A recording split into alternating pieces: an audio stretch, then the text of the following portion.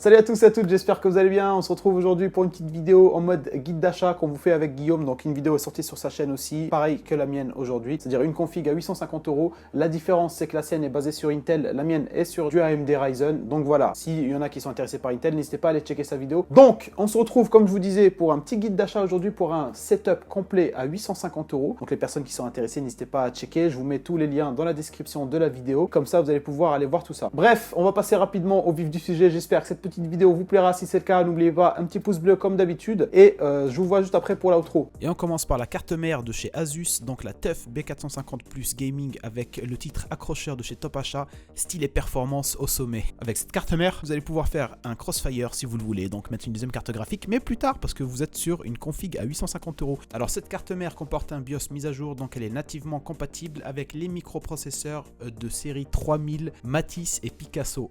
Ils ont vraiment le sens de l'humour chez AMD. Matisse et Picasso sont juste deux noms de gamme différentes dans les Ryzen 3000. Passons au microprocesseur pour lequel j'ai choisi un AMD Ryzen 3 2200G cadencé à 3,5 GHz. Pour le coup, celui-là, c'est un Picasso. Pour la carte graphique, j'ai pris une Asus Radeon RX 580 Dual overclocké à 8 Go. Pour la phrase d'accroche de chez Top Achat, on se retrouve avec un jouer avec style en toute discrétion. En gros, si tu veux être stylé et discret en même temps, tu prends cette carte graphique. On enchaîne avec la mémoire RAM. J'ai pris du coup chez HyperX 2 barrettes de 8 cadencé à 2666 MHz. Et pour la petite phrase vendeuse de chez Top Achat, c'est DDR4 ultra performante et garantie à vie. C'est-à-dire qu'en gros, il y a moyen que tu claques avant elle quoi. On passe au stockage pour lequel j'ai choisi un Crucial BX500 de 480 Go. Alors pour ce SSD, on a 540 mégaoctets par seconde pour la lecture et 500 mégaoctets seconde pour l'écriture. Et pour alimenter tout ça, j'ai choisi de mettre l'alimentation de chez EVGA à 500 watts certifié 80+. Donc c'est standard, c'est la plus basse des certifications, j'ai l'impression.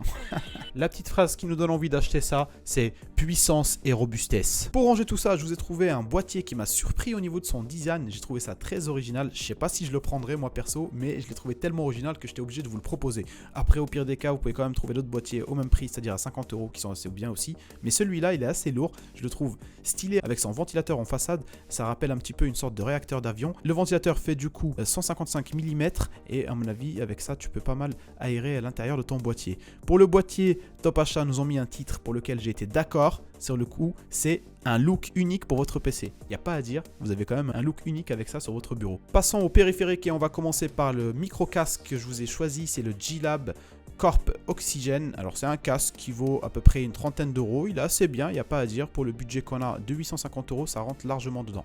Pour ce casque-là, le marketing de chez Top Achat nous a choisi la phrase « Vivez l'action comme si vous y étiez ».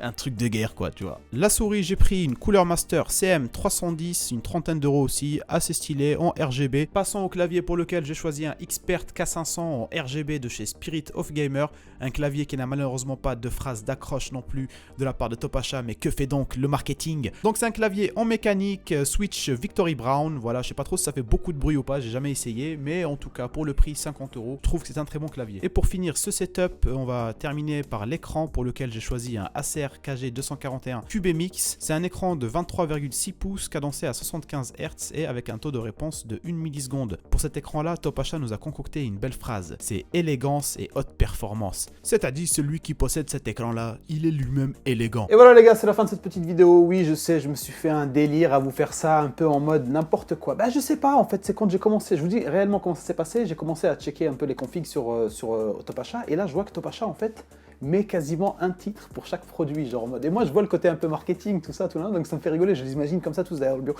Alors pour ce produit-là, tu vas nous mettre puissance et ergonomie. Tu vois ce genre de truc, du coup ça m'a fait rigoler et voilà, je me suis fait un délire sur cette petite vidéo. J'espère que ça vous a plu. Bref, voilà, donc c'est le setup à 850 €. Donc pour les plus intéressés, comme je vous disais, je vous ai mis les liens dans la description de la vidéo, n'hésitez pas à aller checker ça.